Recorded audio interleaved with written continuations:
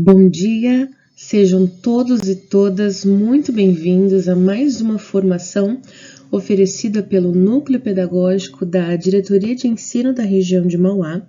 E a formação de hoje, ela contempla todos os componentes da área de linguagens, a fim de promover uma formação integral. Vamos lá? E para compor essa formação integral, eu trago para vocês então as equipes do núcleo pedagógico que estão compondo essa formação de hoje. Nós temos a Alexandra Farias, que é PCNP de Educação Especial. Nós temos a Edneia Balista, que é a nossa PCNP de Educação Física. Temos eu, Lidiane Cirilo, PCNP de Língua Inglesa. Temos também então a Lilia Scala e a Thaís David, PCNPs de Língua Portuguesa. E a Silvia Allers, PCNP de Artes. A pauta da nossa formação de hoje é composta então pela apresentação e os objetivos dessa formação integrada, uma acolhida, seguida de uma reflexão em relação ao tema que traremos hoje, uma formação continuada para professores, ou seja, a importância da formação continuada para professores e no que ela se baseia. O novo ensino médio, nós vamos tratar então da elaboração, principais mudanças e expectativas. Vamos falar também sobre os itinerários formativos que compõem a organização do novo ensino médio. Traremos também a integração curricular e como isso impacta o nosso fazer em sala de aula. E traremos também então a diferença e diversidade escolar com foco na educação especial. Essa formação tem, então, como principais objetivos explorar os materiais de referência do novo ensino médio e integrar ao processo de formação continuada dos docentes com foco no objetivo dos potenciais estudantes. Refletir também sobre a flexibilização curricular a partir da figura do professor-autor, visando promover a aprendizagem do estudante, compreender as principais mudanças da BNCC para a área de linguagens e relacioná-las aos saberes e às práticas nas nossas escolas, analisar o significado de integração curricular alinhado aos documentos oficiais do novo ensino médio, identificar então a estrutura do currículo, detalhando as disciplinas ou áreas do conhecimento, desdobrando os objetivos de aprendizagem para cada ano letivo, refletir sobre a importância da diferença e diversidade no novo ensino médio e, por fim, como desenvolver práticas mais inclusivas em sala de aula. E como muito da nossa formação de hoje está diretamente ligada ao fazer o novo, ao fazer diferente, a proposta de acolhida que nós trazemos hoje para vocês, ela trata exatamente sobre isso, sobre o mudar.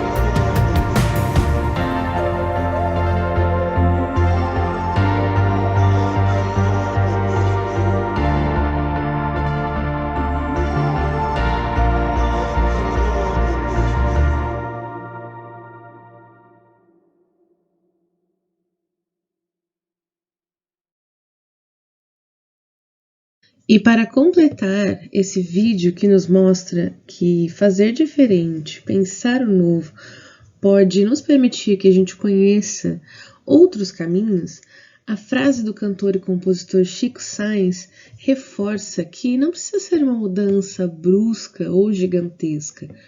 Um passo à frente que seja, e já não estamos mais no mesmo lugar. Pensando nessa temática da mudança e do novo, nós trazemos para vocês então essas questões disparadoras para que vocês possam compartilhar conosco pelo chat.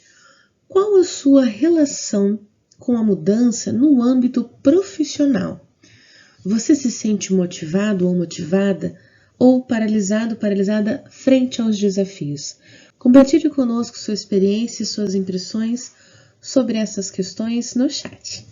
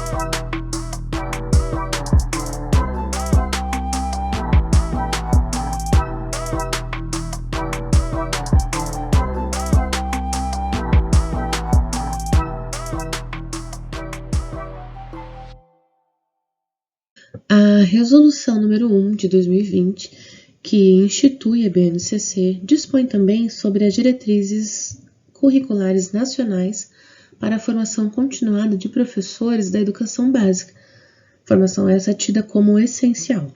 Essa formação, para que ela tenha um impacto então positivo na prática docente, ela deve priorizar o conhecimento pedagógico, o uso de metodologias ativas, tema recorrente em nossas formações oferecidas pelo Núcleo Pedagógico da Diretoria de Ensino de Mauá, o trabalho colaborativo e compartilhado, embora pareça, muitas vezes dar aula não é e nem deve ser uma prática solitária. Uma boa formação, ela requer tempo tanto para ser elaborada quanto para ser apropriada por quem é formado. Por isso, a duração das formações ela impacta diretamente no nosso desempenho em sala de aula e na nossa prática, que precisa ser coerente com os meios adotados pela nossa rede. Além da formação continuada, a Lei 13.415 de 2017 prevê para o ensino médio a mudança na estrutura curricular, conforme apresentado no artigo 36. O currículo do ensino médio será composto pela Base Nacional Comum Curricular e por itinerários formativos, que deverão ser organizados por meio da oferta de diferentes arranjos curriculares, conforme a relevância para o contexto local e possibilidade de sistemas de ensino, visando a formação integral, física, cognitiva e socioemocional do aluno. Essas mudanças elas foram estabelecidas visando responder às constantes transformações sociais, garantir a permanência e qualidade do processo de ensino e aprendizagem nas instituições escolares. Com isso, essas mudanças propõem a elaboração de políticas públicas voltadas a atender às necessidades dos jovens estudantes em suas diferentes especificidades, próprias dessa etapa da educação básica. Outros marcos legais que fundamentam a construção da etapa do ensino médio do currículo paulista são a Base Nacional Comum Curricular, homologada em 14 de dezembro de 2018 para a etapa do ensino médio, e os referenciais curriculares para a elaboração de itinerários formativos. Isso em relação à elaboração federal. Já em relação à etapa estadual, houve uma consulta pública e essa consulta permitiu que os participantes respondessem a quantas sessões do currículo lhes interessassem.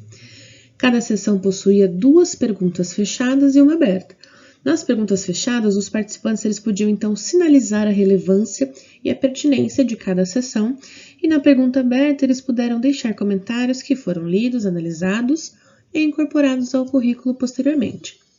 As discussões para a elaboração do currículo paulista da etapa do ensino médio começaram em 2018 e envolveram profissionais da Secretaria da Educação do Estado de São Paulo, da União dos Dirigentes Municipais da Educação do Estado de São Paulo, do Sindicato de Estabelecimentos de Ensino do Estado de São Paulo, da Secretaria do Desenvolvimento Econômico, do Centro Paula Souza, das principais universidades estaduais e de entidades não governamentais que colaboraram assim de forma comprometida com a melhoria da qualidade da educação. As contribuições, além de tudo, foram significativas e incorporadas nas seções do documento que resultaram numa versão final. Em paralelo à consulta pública online, também foram realizados seminários com professores da rede estadual, municipal e privada para apresentar os princípios do currículo paulista, a estrutura que esse documento teria e a organização da formação básica, que também contemplaria os itinerários formativos por área de conhecimento e a formação técnica e profissional. Segue agora para vocês um vídeo que sintetiza a elaboração do novo ensino médio, justificando, ilustrando e contextualizando essa demanda. Logo após o vídeo, nós retornamos com a Lilian para falar um pouco sobre as mudanças relacionadas a essa nova proposta para o ensino médio. Passo a palavra.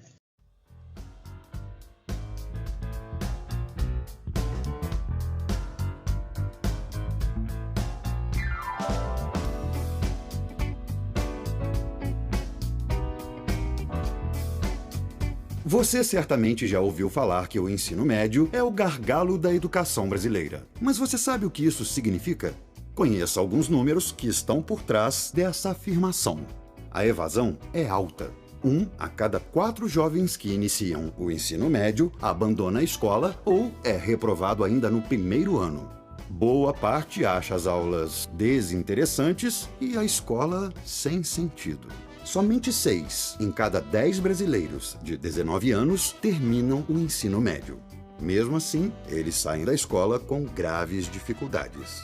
Apenas 29% desenvolverão a aprendizagem adequada em português. Em matemática, essa taxa é ainda pior. Só 9% atingiram níveis satisfatórios de aprendizado no fim do ensino médio.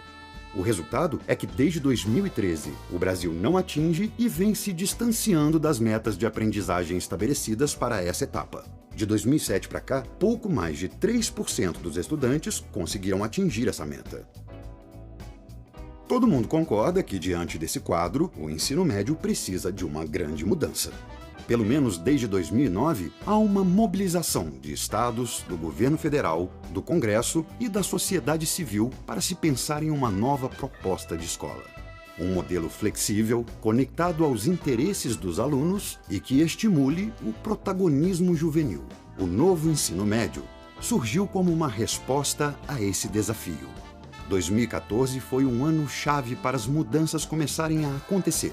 O Brasil incluiu a renovação do ensino médio entre as estratégias do Plano Nacional de Educação, o PNE, discutido por toda a sociedade e aprovado como lei por unanimidade. Segundo o PNE, esta etapa deveria passar a articular melhor as diferentes disciplinas, além de ter currículos flexíveis, com conteúdos obrigatórios e outros de escolha do aluno. Outras duas estratégias do PNE também dialogam com o novo ensino médio. A elaboração de uma base nacional comum curricular, que definisse os direitos de aprendizagem comuns para todos os alunos, e a necessidade de expandir as matrículas gratuitas de ensino médio integrado à educação profissional. A Lei nº 13.415, de fevereiro de 2017, ficou conhecida como a Lei da Reforma do Ensino Médio.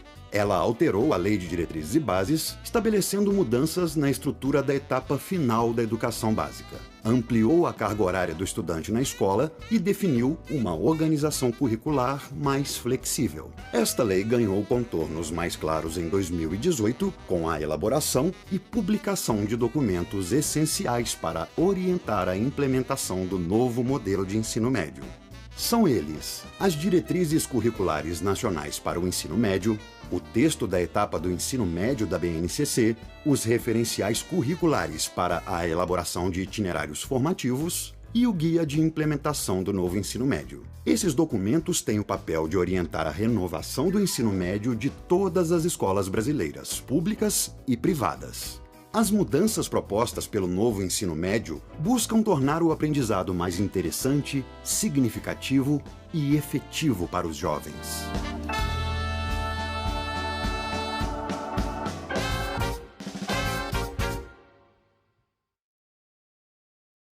Muito obrigada, Lidiane. Agora, então, daremos continuidade vendo quais são as principais mudanças que este novo ensino médio nos trará.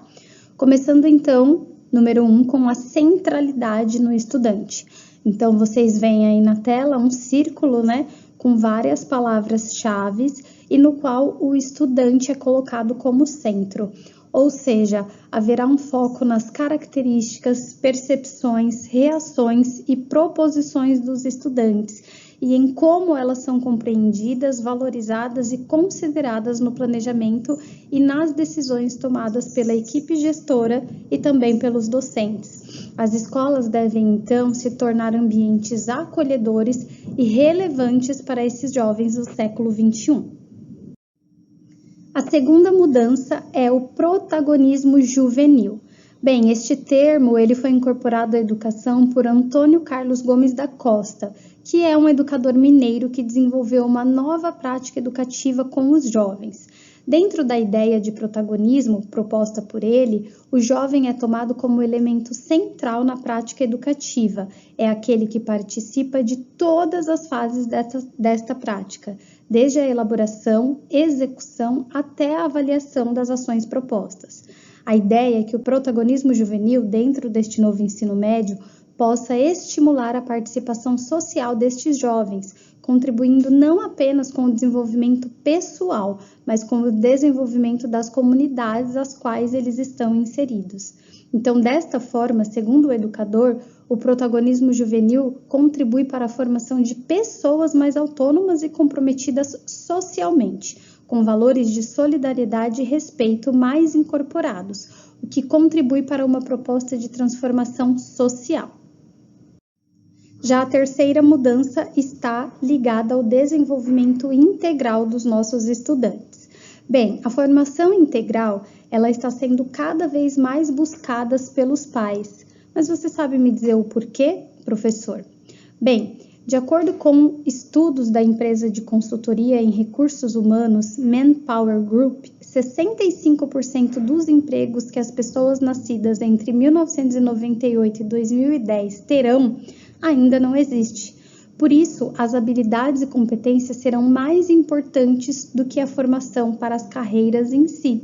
Então, resiliência, flexibilidade, inteligência emocional e criatividade são algumas das características que deverão ser exigidas para os profissionais do futuro e que devem começar a serem trabalhadas nas novas gerações. Então, por isso que cada vez mais há essa preocupação com o desenvolvimento integral dos nossos estudantes.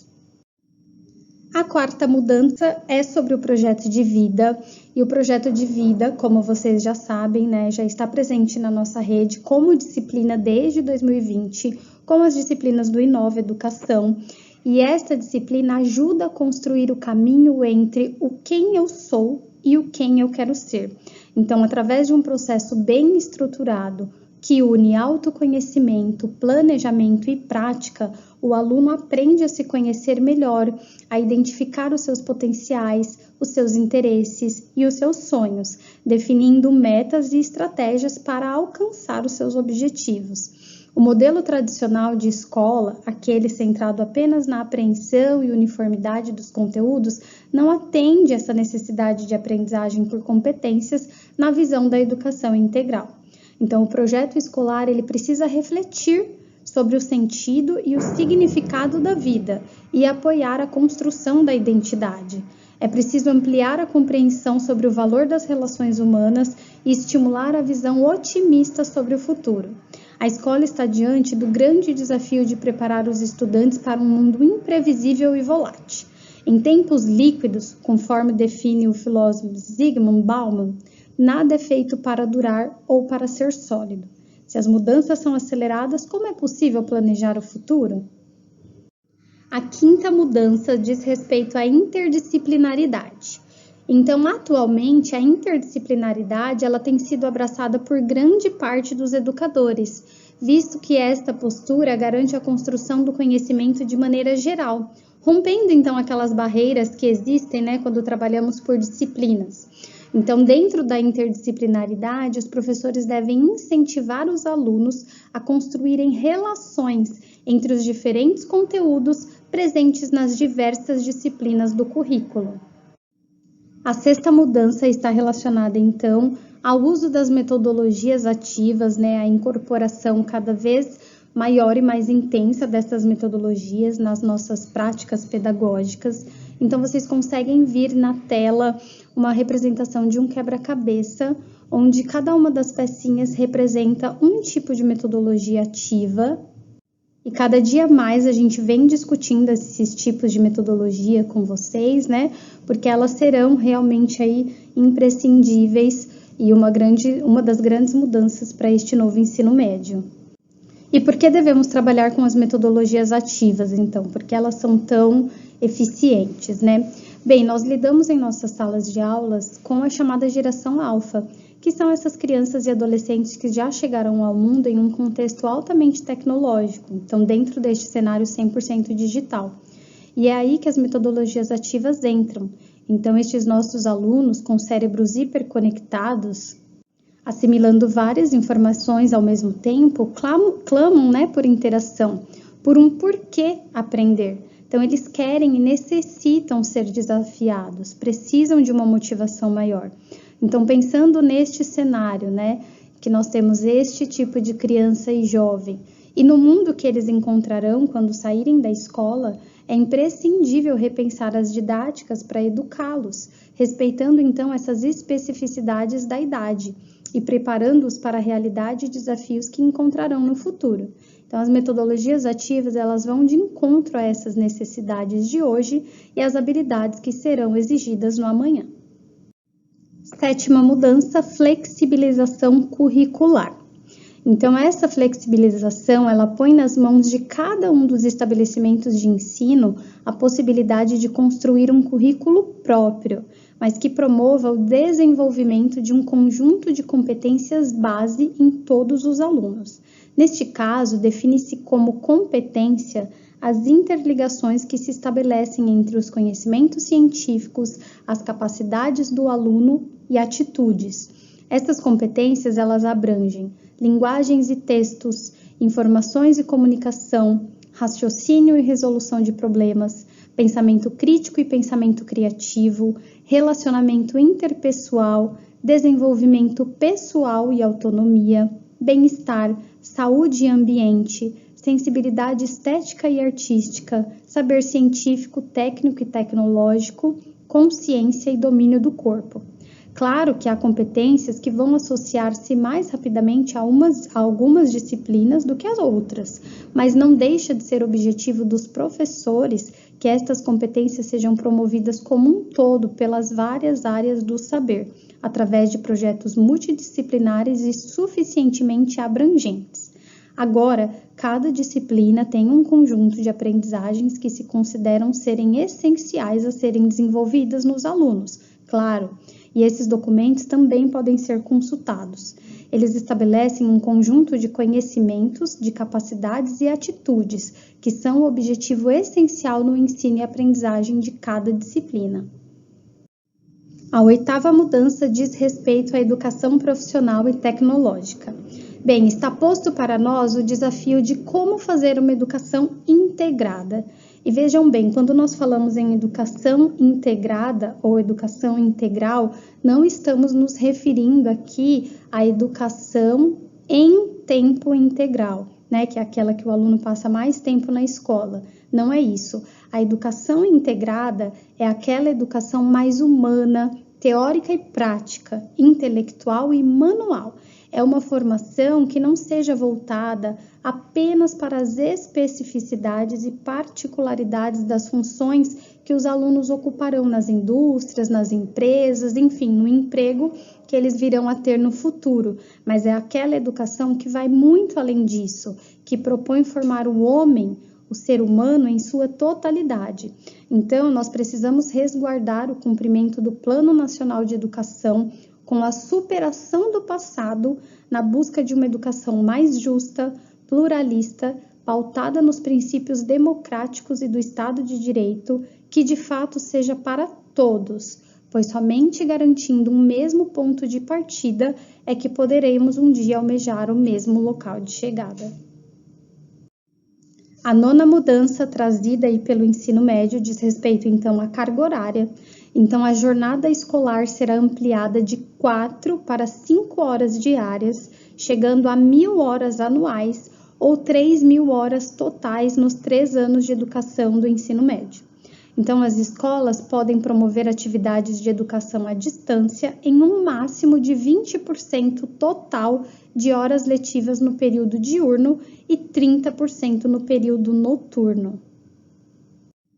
Chegando nas mudanças acerca da avaliação, nós teremos então avaliações de caráter mais formativo que acompanham o desempenho estudantil e subsidiam a realização de intervenções para assegurar que os estudantes desenvolvam as competências e as habilidades explicitadas na BNCC e nos referenciais curriculares para a elaboração dos itinerários formativos e com relação ao Enem, que é sempre uma dúvida, né, como que ele vai conversar aí com toda esta nova estrutura do ensino médio. Então, ele passa a ter uma etapa para a parte comum e outra para a parte flexível do currículo. Chegamos, então, na última mudança que este novo ensino médio nos trará, e ela diz respeito à equidade e contemporaneidade. Sempre que nós falamos em equidade, eu acho válido ressaltar, né, quais são as diferenças entre igualdade e equidade, que são termos comumente confundidos, mas que são bem diferentes na sua essência. Então, nós podemos observar esta grande diferença pela imagem, pelas duas imagens, na verdade, representadas aí no slide.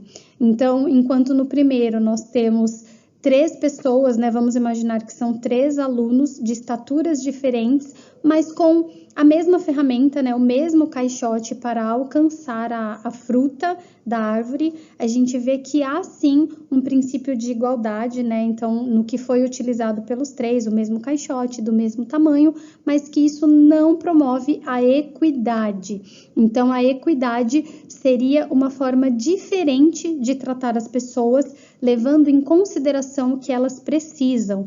Então, nós conseguimos ver na imagem referente à equidade que, na verdade, o aluno mais alto não precisava de um caixote e que o mais baixo precisaria de 2. Então, desta forma, distribuindo de maneira a atender o que cada um precisa, então de maneira diferente, mas atendendo ao que cada um precisa, é que acontece a equidade. Então, enquanto a igualdade busca tratar todos da mesma forma, sem levar em conta as especificidades, a equidade, ela trata as pessoas de formas diferentes, levando em consideração o que de fato cada uma delas precisa. E essas mudanças propostas pelo novo ensino médio contribuirão intencional e consistentemente para superar as desigualdades educacionais que existem no nosso país e sintonizar o ensino médio com o século XXI.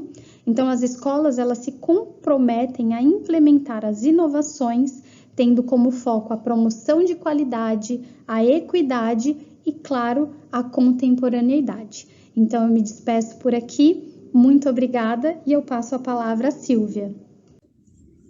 Lilian, muito obrigado de ter me passado a palavra. Você, professor, já pensou em fazer podcast com seus alunos? Estamos trazendo essa ideia aqui hoje para trabalhar com processos criativos no novo ensino médio. Vamos lá, então? Quem sabe, você gosta dessa ideia. Mas, afinal, o que é um podcast? Eu sei que alguns professores já trabalharam com essa ferramenta, mas outros professores não conhecem. Podcast é basicamente um programa de rádio que pode ser ouvido pela internet a qualquer hora, pelo celular ou computador, pelo notebook.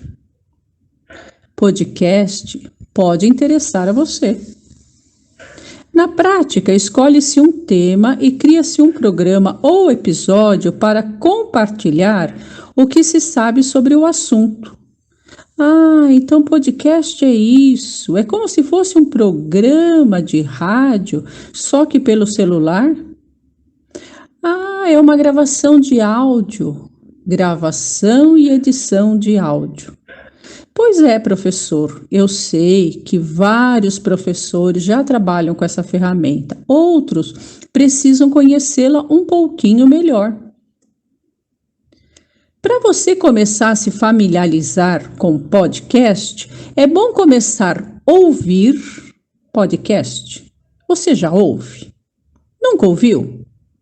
É simples. No Brasil, os nossos celulares ou smartphone, que é um celular inteligente, ele pode usar o Android ou o sistema iOS. Quem usa o sistema Android, que é a maior parte dos celulares, aquele do robozinho redondinho, a maior parte dos celulares usa Android. Procura Google Podcast. Encontrando, toque em pesquisar e aí escolhe o podcast que você quer ouvir.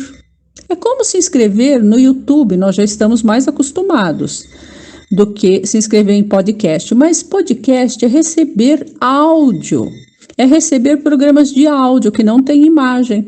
Eu posso ouvir em qualquer lugar onde eu estiver.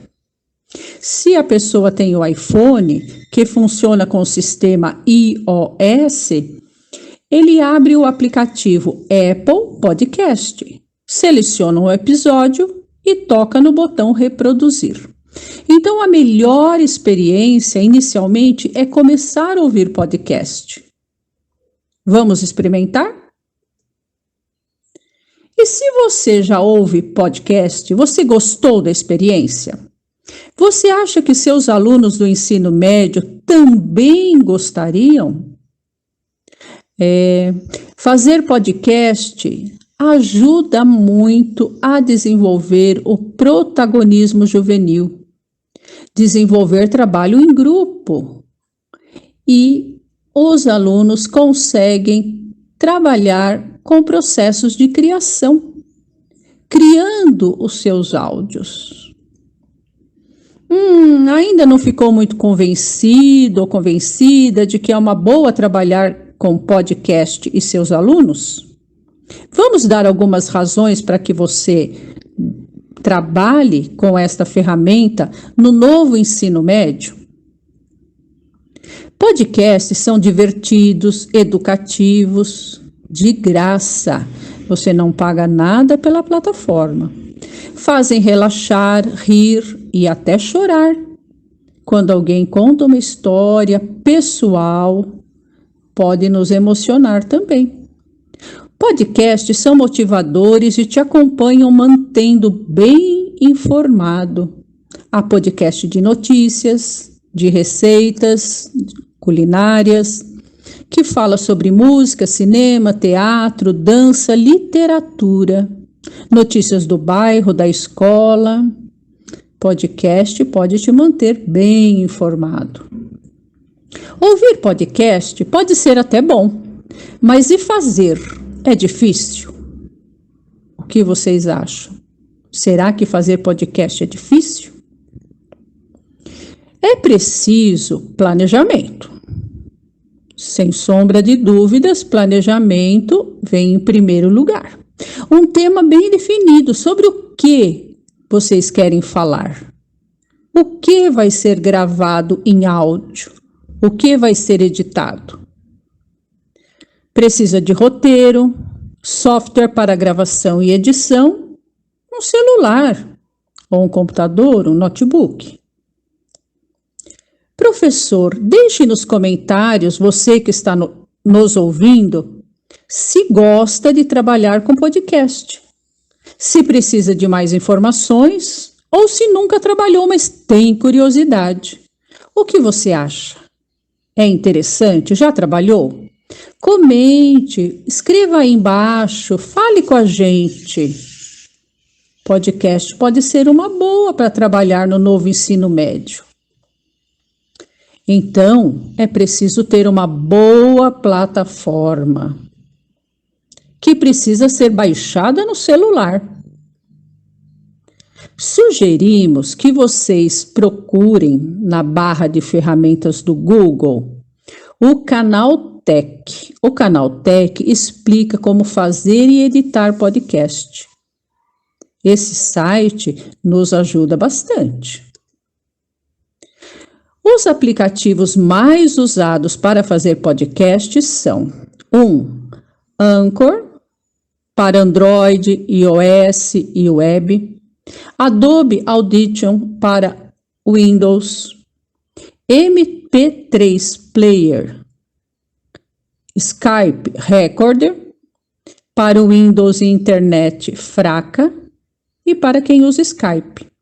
Como nós sabemos que nas nossas cidades, Ribeirão Pires, Mauá, Rio Grande da Serra, às vezes a internet pode ser um pouquinho fraca, este aplicativo MP3 Skype Record pode ser uma boa.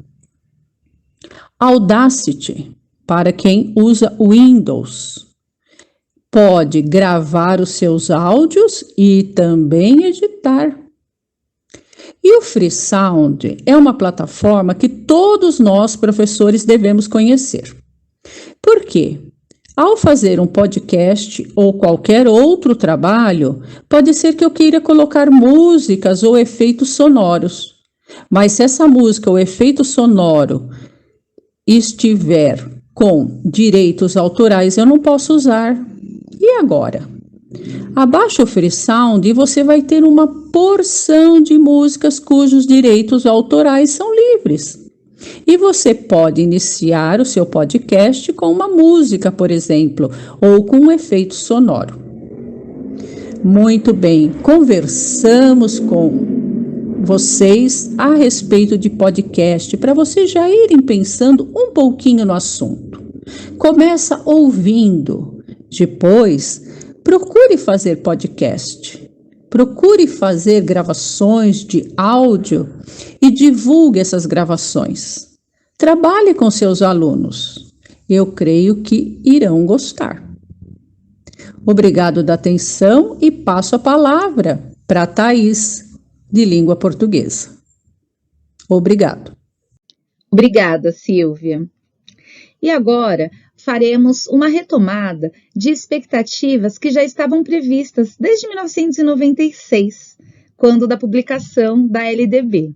Trouxemos aqui um recorte da LDB referente ao ensino médio, que dizia assim: expectativas, número 1, consolidação e aprofundamento dos conhecimentos adquiridos no ensino fundamental, possibilitando o prosseguimento de estudos. Número 2, a preparação básica para o trabalho e a cidadania do educando, para continuar aprendendo de modo a ser capaz de se adaptar com flexibilidade a novas condições de ocupação ou aperfeiçoamento posteriores. Número 3, o aprimoramento do educando como pessoa humana, incluindo a formação ética e o desenvolvimento da autonomia intelectual e do pensamento crítico.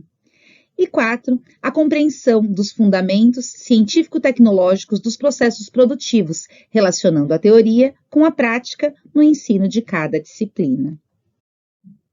Este recorte nos faz perceber que todas as mudanças ocorridas no novo ensino médio estão pautadas na Lei de Diretrizes e Bases da Educação.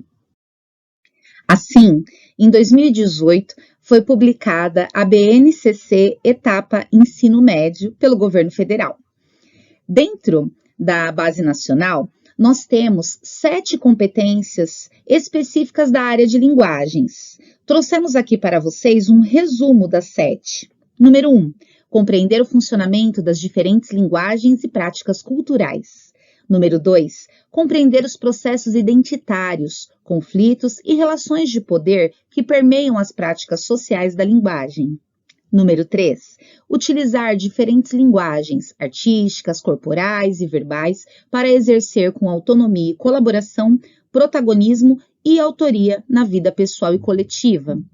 Número 4, compreender as línguas como fenômeno geopolítico, histórico, cultural, social, variável, heterogêneo e sensível aos contextos de uso. Número 5, compreender os processos de produção e negociação de sentidos e nas práticas corporais. Número 6, apreciar esteticamente as mais diversas produções artísticas e culturais. Número 7, mobilizar práticas de linguagem no universo digital. Para falar um pouquinho mais sobre essas competências, nós trouxemos um vídeo da professora Isabel Filgueiras, doutora em educação, que vai nos falar um pouquinho mais sobre qual é essa proposta dessas competências específicas da área dentro da BNCC, usando como exemplo 2 delas. Vamos ao vídeo?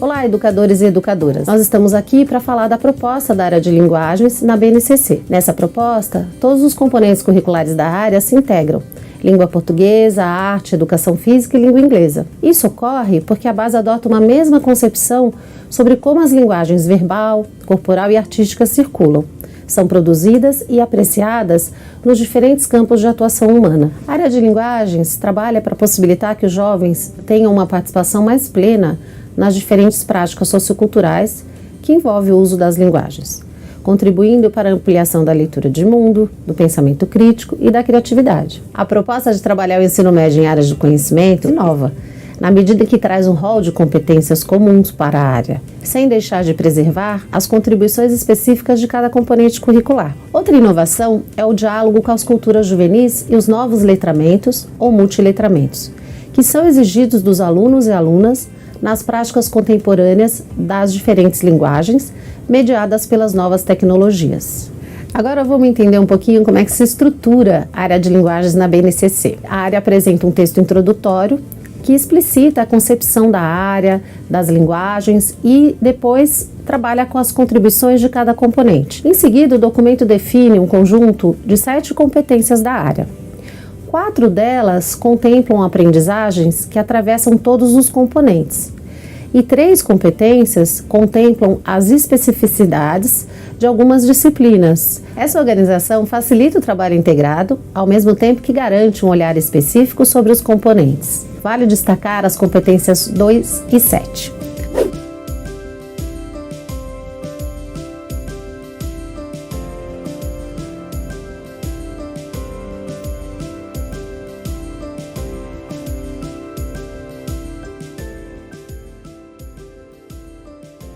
A competência 2 define que o trabalho de arte com as linguagens artísticas, da educação física com as práticas corporais e de língua inglesa e língua portuguesa com a linguagem verbal deve contemplar situações nas quais os alunos e alunas possam refletir sobre os processos identitários e sobre as diferentes vozes que produzem essas linguagens. Os alunos e alunas precisam entender como essa produção e circulação de discursos depende de questões relativas à organização social, às desigualdades e aos lugares que cada grupo cultural ocupa na sociedade. Para garantir essas aprendizagens, o professor de arte, por exemplo, ao abordar a linguagem musical, trabalhará com os estudantes a análise das origens dos gêneros musicais em grupos culturais diversos e fará discussões sobre os motivos que levam a maior ou menor reconhecimento dessas produções conforme o lugar social que seus produtores ocupam. Da mesma forma, a educação física trabalhará com práticas corporais de diferentes grupos culturais e apoiará os estudantes a compreender questões como a presença do preconceito racial nas práticas esportivas, formando alunos e alunas dispostos a combater atitudes desta natureza.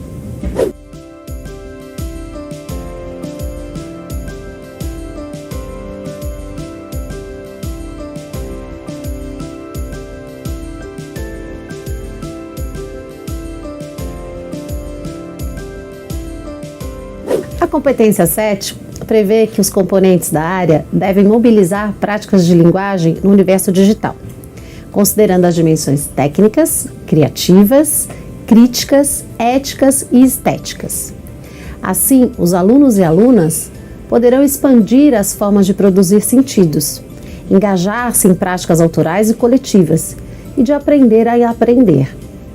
Um bom exemplo de prática em língua portuguesa e inglês é o trabalho no campo jornalístico midiático com o reconhecimento de fake news, bem como a análise crítica das intenções, entrelinhas e escolhas editoriais de notícias que circulam em diferentes veículos da mídia. A BNCC da área de linguagens organiza as aprendizagens em campos de atuação.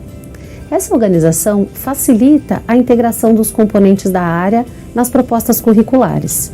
Quando os componentes pensam em atuar em determinado campo, eles vão pensar em práticas sociais de linguagens que são mais comuns nesse campo e podem desenvolver projetos comuns. O diálogo constante da área de linguagens com as culturas juvenis e a valorização das linguagens em uso torna os processos de aprendizagem da área mais significativos. Os componentes da área trabalham para que os jovens ampliem a leitura da realidade e sejam capazes de enfrentar os desafios de acesso e produção de conhecimentos nas diferentes linguagens, de forma a lidar com as novas tecnologias, a interagir socialmente. Assim, eles serão capazes de tomar decisões éticas e criar soluções para os desafios sociais do mundo de hoje, por meio de suas próprias práticas de linguagens. A área de linguagens, ela vai dar sentido às práticas de linguagens na medida que ela traz para a escola os gêneros textuais, os campos de atuação reais, concretos. Ou seja, os alunos não vão ser mais demandados a ler e escrever ou produzir danças e esportes ou práticas da cultura corporal por uma demanda escolar, mas porque isso tem um sentido na vida deles. E eles vão olhar para essas práticas como elas estão presentes na sociedade. E o professor ele vai sempre fazendo essa reflexão. Qual é o sentido dessa prática? Como eu aproximo a realidade dos alunos às produções de linguagens e à leitura de mundo que eles vão formulando dentro da escola? Desejo que todos vocês se dediquem a essa tarefa, pois os nossos jovens merecem uma educação de ensino médio de qualidade.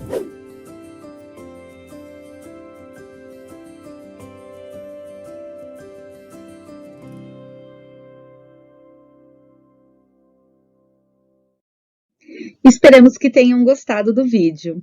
Muito enriquecedor, não? Vamos avançar um pouquinho? E trazemos então uma questão disparadora. Quais tipos de atividades você, professor da área de linguagens, mais vivenciou na sua formação inicial? Em arte, educação física, língua inglesa ou língua portuguesa? Contem para nós no chat.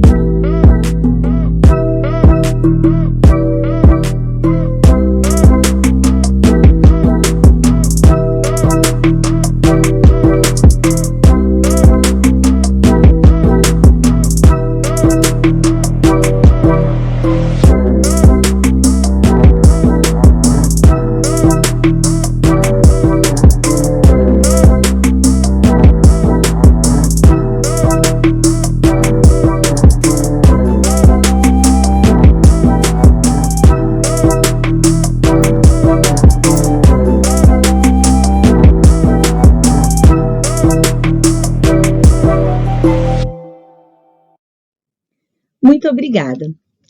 Bom, além das 7 competências específicas da área de linguagens, temos também outras 10 competências, que são consideradas e conhecidas como competências gerais, ou seja, são competências que permeiam toda a educação básica em todos os seus segmentos e que também estão aí presentes em todos os componentes curriculares.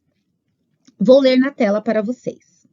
A Base Nacional Comum Curricular, BNCC, é um documento de caráter normativo que define o conjunto orgânico e progressivo de aprendizagens essenciais que todos os alunos devem desenvolver ao longo das etapas e modalidades da educação básica. Nela, as aprendizagens essenciais definidas devem concorrer para assegurar aos estudantes o desenvolvimento de 10 competências gerais, que consubstanciam no âmbito pedagógico os direitos de aprendizagem e desenvolvimento. E para falar um pouco destas 10 competências gerais da educação, escolhemos um vídeo de Ana Penido, doutora em educação. Esperamos que gostem.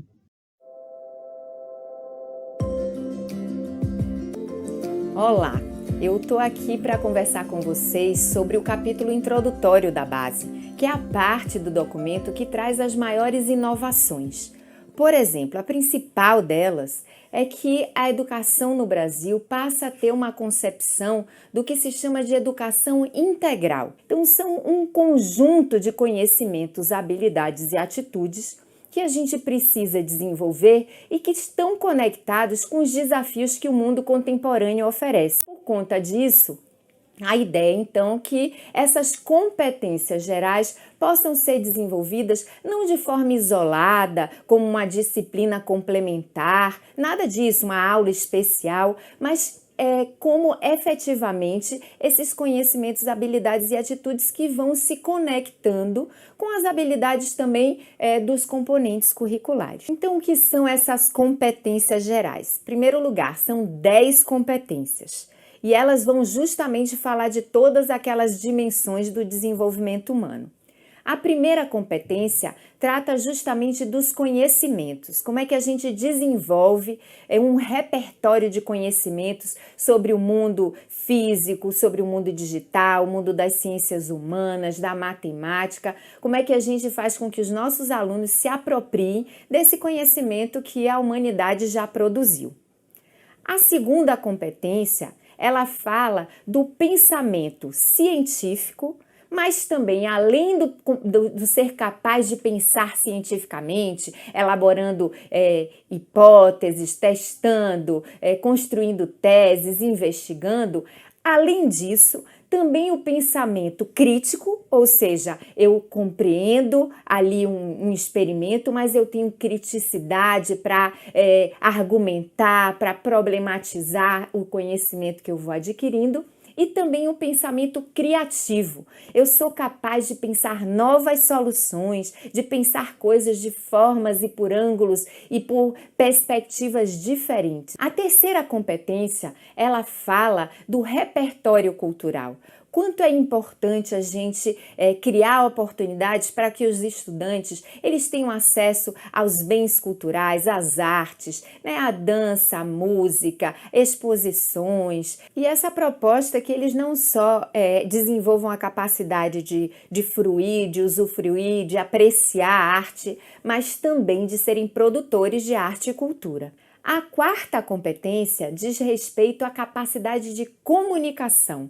Ou seja, que esses estudantes sejam capazes de escutar, compreender o que o outro diz, argumentar em cima, expressar suas ideias, seus sentimentos, suas opiniões, usando múltiplas mídias, né? Para que eles possam realmente usar não só a linguagem escrita e verbal, que é o tradicional da escola, mas que eles também desenvolvam a capacidade de usar os múltiplos meios de comunicação, como blogs, vídeos, rádio. A quinta competência, ela tem a ver com o desenvolvimento da cultura digital, ou seja, a capacidade dos alunos desenvolverem um conhecimento sobre esse mundo da tecnologia, como é que ele funciona, mas também desenvolver a habilidade de lidar com as ferramentas tecnológicas, né, de uma maneira crítica, de uma maneira ética, reflexiva,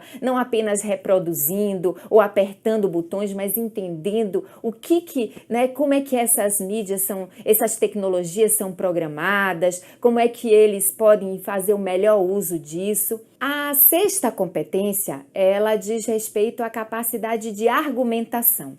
Eu costumo dizer que a gente aqui no Brasil gosta muito de dar opinião, muitas vezes, sem as evidências necessárias, né? A gente ouviu falar, a gente acha, a gente tem uma percepção, mas quais são os fundamentos que embasam as opiniões que a gente está emitindo?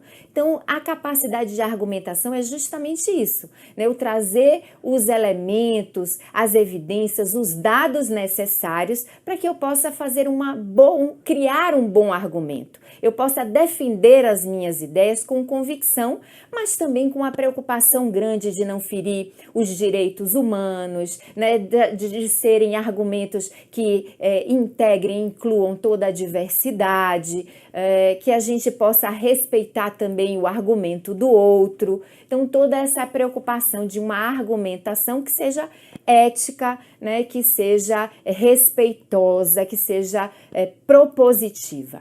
A sétima competência, ela diz muito da importância da gente desenvolver a capacidade dos estudantes de gerirem sua própria vida, de desenvolverem projetos em relação à sua vida profissional, acadêmica e pessoal também, sabendo estabelecer metas, tendo disciplina e resiliência, né, persistência para perseguir as metas que estabelecem, desenvolver sonhos, enfim, se preparar mesmo para ter propósito na vida e poder realizar aquilo a que ele se propõe.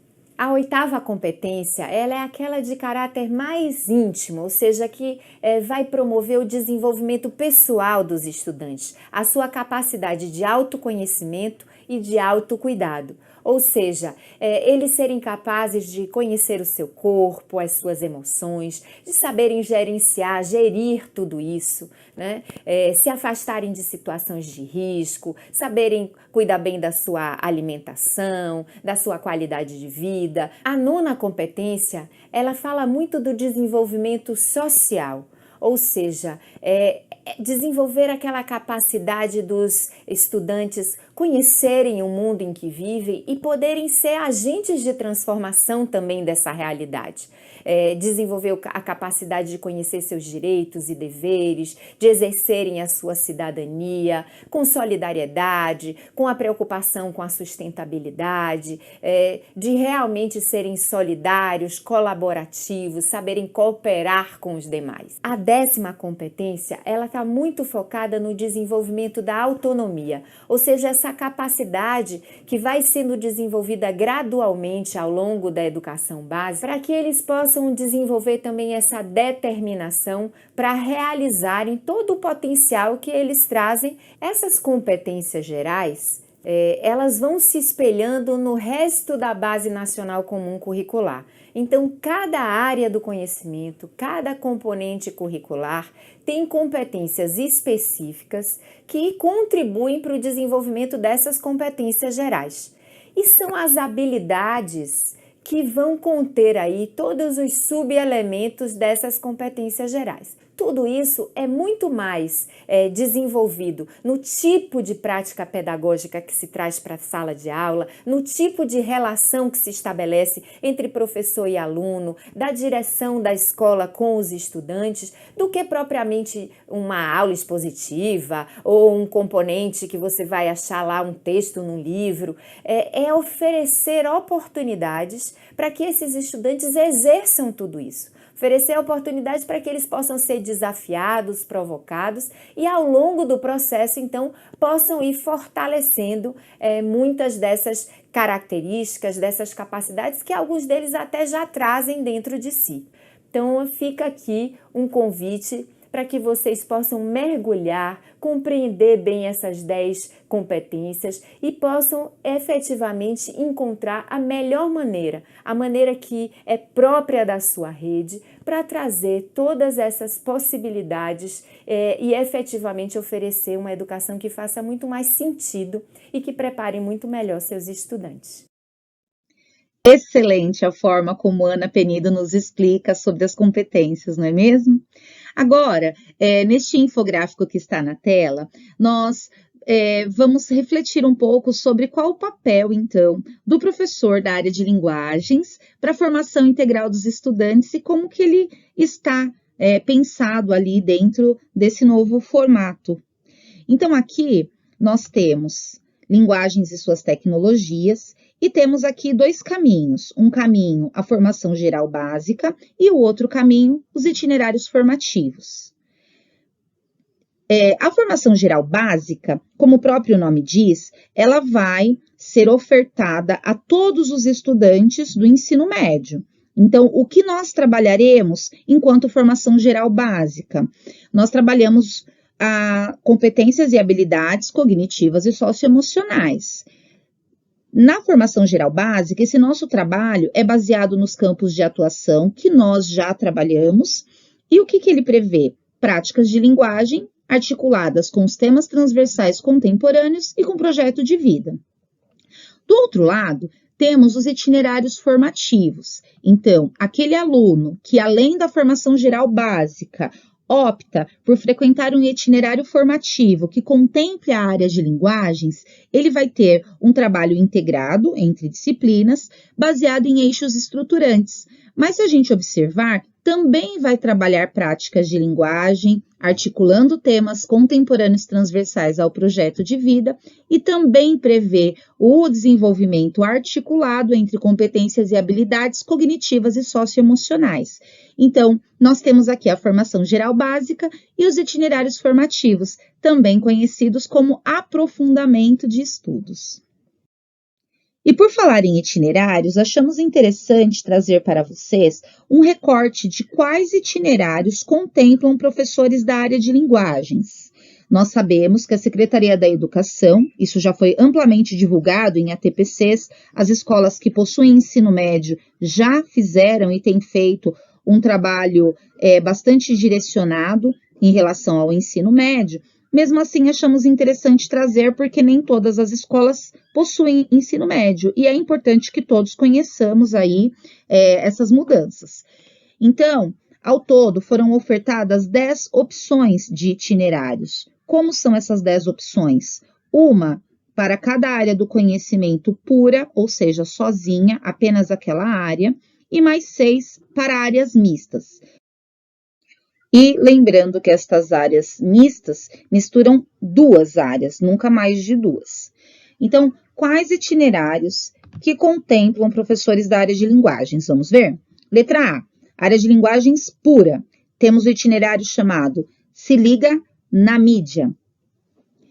O segundo, letra B, é um itinerário misto, mistura 2 áreas, ciências humanas e linguagens, e o título é Cultura em Movimento, diferentes formas de narrar a experiência humana. Na letra C, temos a mistura de ciências da natureza e linguagens, e o título é Corpo, Saúde e Linguagens. E por fim, temos a letra D, Linguagens e Matemática, cujo título é Start, Hora do Desafio. Então, estas misturas que contemplam no máximo 2 áreas do conhecimento são as opções que professores de linguagens terão. E para sanar algumas dúvidas também, de algumas perguntas que nos têm sido feitas com frequência, trouxemos aqui um exemplo fictício de uma divisão de aulas dentro de uma unidade curricular. Então, primeiro vamos entender a unidade curricular. Cada unidade curricular é como se fosse um módulo. Então, cada itinerário formativo é formado por 6 unidades curriculares. Os alunos que hoje estão na primeira série do ensino médio frequentarão 2 unidades curriculares no ano que vem, uma no primeiro semestre, a outra no segundo semestre. E quando estiverem na terceira série do ensino médio, eles terão 4 unidades curriculares, 2 no primeiro semestre e mais 2 no segundo semestre. Então, ao todo, o aluno frequenta 6 unidades curriculares, ou seja, 6 módulos, e esses 6 módulos formam o chamado itinerário formativo. Em cada um desses módulos, há uma divisão de aulas semanais. Serão 10 aulas semanais para cada um desses módulos, né, que o Estado chama de unidade curricular. Então, como vai funcionar? Haverá ali, a depender, claro, do itinerário formativo, o nome do componente curricular, nós colocamos aqui como A, B, C, D, e a quantidade de aulas semanais para este componente curricular. Ou seja, se há um itinerário formativo, por exemplo, aquele Se Liga na Mídia, que é da área de linguagens pura, haverá ainda para o professor uma divisão semanal de aulas durante a sua atribuição. E aí, a depender do itinerário, ele tem ali a sua disciplina específica contemplada ali. Agora, para o aluno, o trabalho com essa unidade curricular vai acontecer de uma maneira integrada, que nós vamos ver daqui a pouco como funciona. Ele vai um pouco além da interdisciplinaridade. E vamos retomar um pouquinho, então, quais os objetivos desses itinerários, né? O porquê de haver aí uma parte de formação geral básica e uma parte de itinerários formativos. Então, os objetivos são aprofundar as aprendizagens relacionadas às competências gerais e às áreas do conhecimento ou formação técnica e profissional, consolidar a formação integral dos estudantes, desenvolvendo a autonomia necessária para que realizem seus projetos de vida, promover a incorporação de valores universais como ética, liberdade, democracia, justiça social, pluralidade, solidariedade e sustentabilidade, e desenvolver habilidades que permitam aos estudantes ter uma visão de mundo ampla e heterogênea, tomar decisões e agir nas mais diversas situações, seja na escola, seja no trabalho, seja na vida. Ou seja, o objetivo desses itinerários é contemplar o projeto de vida dos estudantes, fazendo deles cidadãos protagonistas e atendendo aí a todas as legislações vigentes e também as necessidades do século XXI, as necessidades formativas de um cidadão integral. E aí surge uma dúvida. Então, assim, o porquê haver áreas do conhecimento e, ao mesmo tempo, tudo estar integrado? E aí nós trouxemos um recorte aqui para vocês também. Então, a organização em áreas do conhecimento tem como objetivo evitar a fragmentação disciplinar e pressupõe o entendimento do significado de área como um recorte de saberes e fenômenos da realidade que podem ser abordados a partir de objetivos bem definidos. Cada área possui formas próprias de pesquisar, ensinar e aprender sobre seus objetos, com discursos e linguagens característicos, né? E aqui abaixo estão ali as 4 áreas do conhecimento que nós já conhecemos. Então, quando se trabalha por áreas, tem uma ideia menos fragmentada, né? Uma ideia não fragmentada de ensino. O objeto de ensino, ele é visto de uma maneira mais ampla, mais completa. E aí surge uma dúvida. Como vai ocorrer essa integração curricular? Então, o que, por que e como?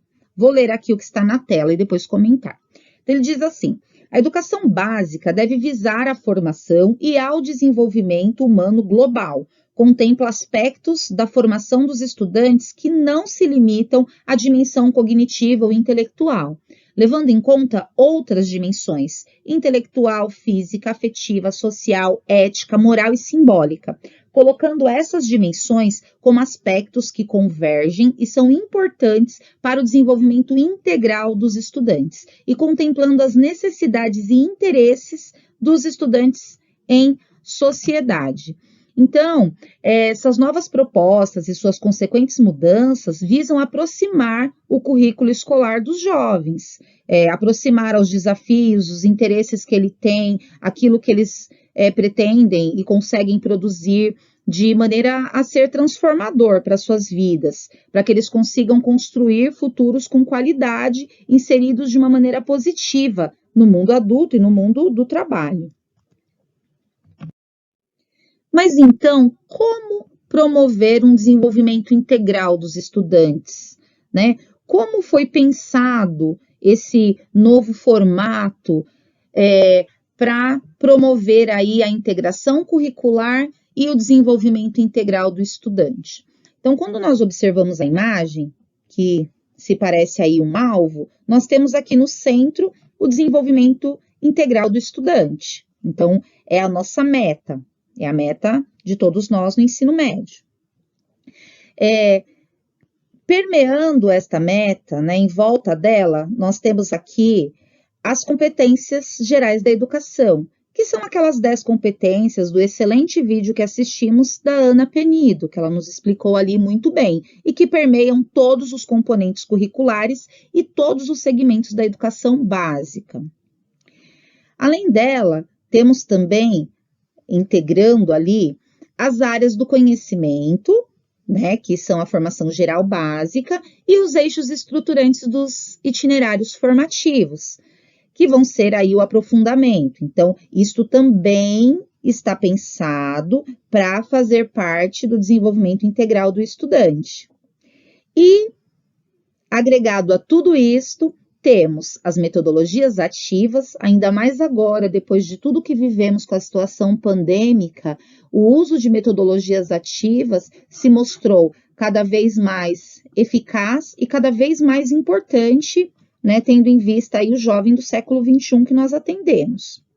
E também o fato de nossas avaliações deverem ser formativas, ou seja, terem como foco não o erro e o acerto, e sim o desenvolvimento do aluno.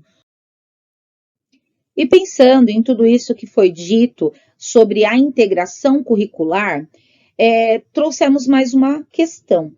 Em função desta integração curricular, quais mudanças você acredita que impactarão na sua prática pedagógica? Vamos lá? 3 minutinhos de interação no chat.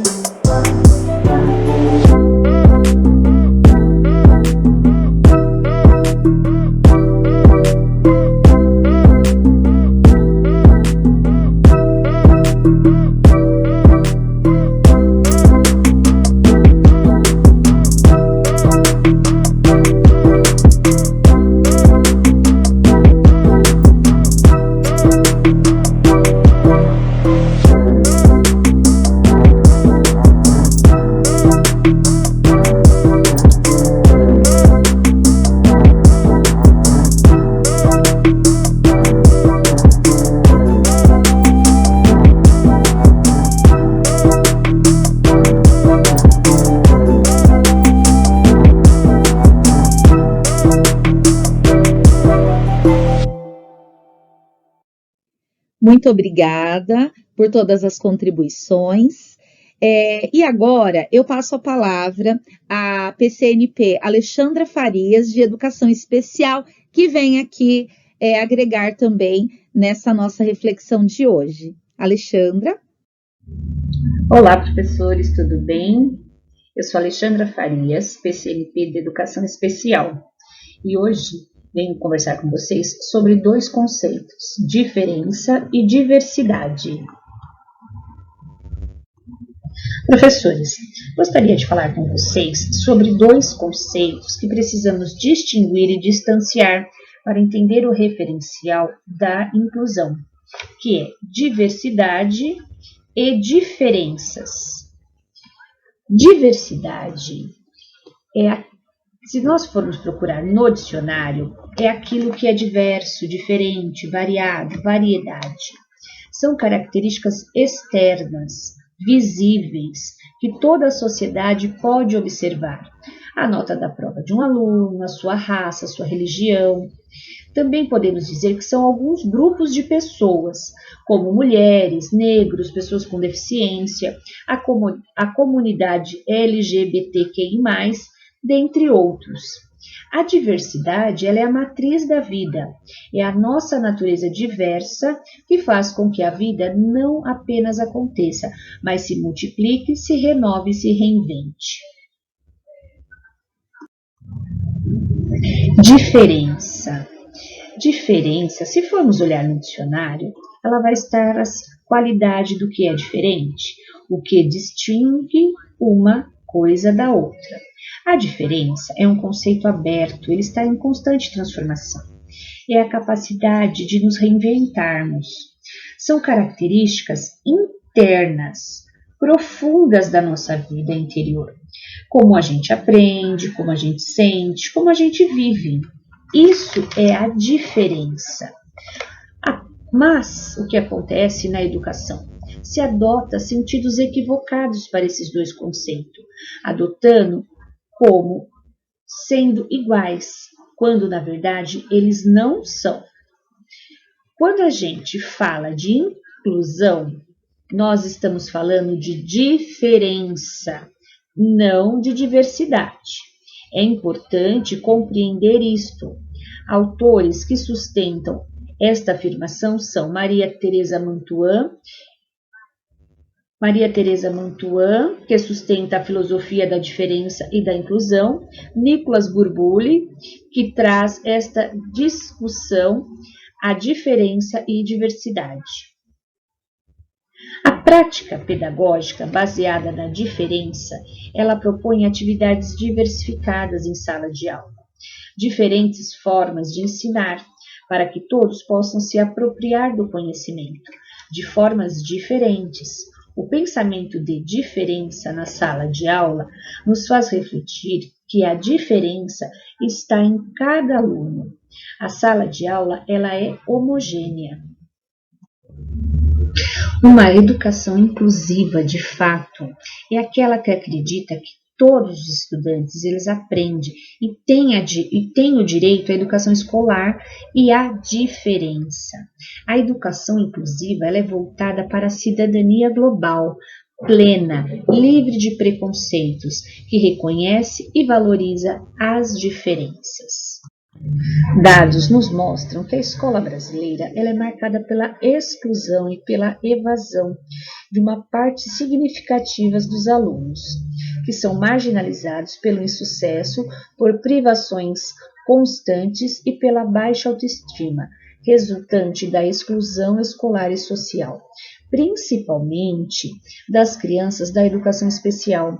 Durante anos, eles foram excluídos da sociedade, eles foram excluídos da educação. Eles ficavam em escolas segregadas, longe da sociedade. Diante deste cenário de exclusão, de segregação dos alunos em escolas especiais, o Plano Nacional de Educação estabelece algumas metas para a política educacional no período de 2014 a 2024. É a meta número 4. que solicita a universalização para a população de 4 a 17 anos com deficiência, transtornos globais do desenvolvimento e altas habilidades ou superdotação. O acesso à educação básica e o atendimento educacional especializado, preferencialmente na rede regular de ensino, com a garantia de sistemas educacional inclusivo, as salas de recursos multifuncionais, classes, escolas ou serviços especializados, públicos ou conveniados. Diante da meta estipulada pelo Plano Nacional de Educação, a BNCC ela traz na página 10 exercitar a empatia, o diálogo, a resolução de conflitos e a cooperação, fazendo-se respeitar e promovendo o respeito ao outro e aos direitos humanos, com acolhimento e valorização da diversidade de indivíduos e de grupos sociais, seus saberes, identidades, culturas e potencialidades, sem preconceito de qualquer natureza. No estado de São Paulo, nós temos o Currículo Paulista Etapa Ensino Médio de 2020, na página 39, está escrito: o Currículo Paulista, em observação à acentuada diversidade cultural e ao compromisso com a redução das desigualdades educacionais do Estado, leva em consideração as necessidades, as possibilidades e os interesses do estudante, assim como suas identidades linguísticas, éticas e culturais, de modo a assegurar suas aprendizagens essenciais integralmente. Um dos pontos focais de sua elaboração consiste na equidade e no reconhecimento de que as necessidades dos estudantes são diferentes. Podemos observar que no Currículo Paulista ele traz esta palavra equidade. Equidade significa o senso de justiça, o respeito da igualdade de direitos.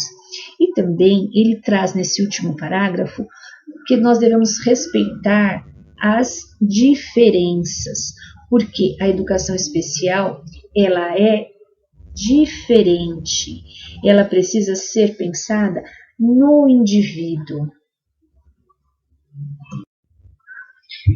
Para que esse objetivo ele possa ser alcançado, é preciso criar algumas possibilidades para que esses educandos desenvolvam suas habilidades. É dessa forma, com os conteúdos curriculares, eles devem ser adaptados por cada área do conhecimento, considerando as especificidades de cada estudante, respeitando assim as potencialidades, dificuldades individuais, ritmos diferentes de aprendizagem, por meio de estratégia diversificada de ensino. Nesse sentido, deve-se possibilitar o desenvolvimento das competências e habilidades ancoradas no atendimento educacional inclusivo e no reconhecimento de comandas e contextos socioculturais inerentes aos diversos segmentos da população paulista. É necessário garantir ao aluno que no final da sua escolarização ele seja capaz de resolver problemas nos diferentes âmbitos pessoais, profissionais, sociais, assim como ser protagonista de sua própria história. Dentre as competências a serem trabalhadas na sala de aula inclusiva, podemos destacar a competência número 4, onde ela afirma que a gente pode utilizar diversas linguagens, a verbal, oral ou visual motora, como libras, escrita, a corporal, visual, sonora e digital, bem como o conhecimento das linguagens artística, matemática, ciências. Então, se o aluno ele não consegue registrar, escrever, mas você pode, professor, usar outras formas de linguagem. Pode ser oral, ele pode participar oralmente da sua aula, ele pode, artisticamente, pode ser feito uma peça, pode ser feito um desenho, pode ser feito um podcast. Existem diversas formas da gente trabalhar e incluir esses alunos no contexto escolar. E essa diversidade de linguagens, ela está pautada na BNCC. A inclusão, professor, é uma disposição para o encontro com o desconhecido, de poder olhar para cada um sem adiantar preconceitos, sustentando em sua vitalidade por ser e estar entre nós, de uma abertura para a ampliação do nosso repertório de mundo. E agora, professores, diante desses documentos estudados e esclarecidos, eu trago aqui um questionamento, uma reflexão, para que todos possam pensar na diversidade e na diferença, e como aplicá-la dentro da sala de aula de vocês. Como eu posso fazer para incluir o meu aluno? Como eu respeito o meu aluno? De que forma eu posso atendê-lo? Muito obrigada ao convite das PCNPs de ter participado dessa formação. Foi um grande prazer. Espero que tenham gostado e até uma próxima oportunidade. Para encerrar, vou deixar esta frase para vocês. Todos nós somos chamados a renovar nossa mente para transformar as instituições educacionais e a sociedade, de tal modo que nossa maneira de viver, ensinar e trabalhar possa refletir nossa alegria diante da diversidade cultural, nossa paixão pela justiça e o nosso amor pela liberdade. Obrigada e até em breve. E nós, da equipe de linguagens e da equipe de educação especial, agradecemos muito a presença de todos, as contribuições no chat e nos vemos daqui a 15 dias na próxima ATPC pela Diretoria de Ensino. Até mais!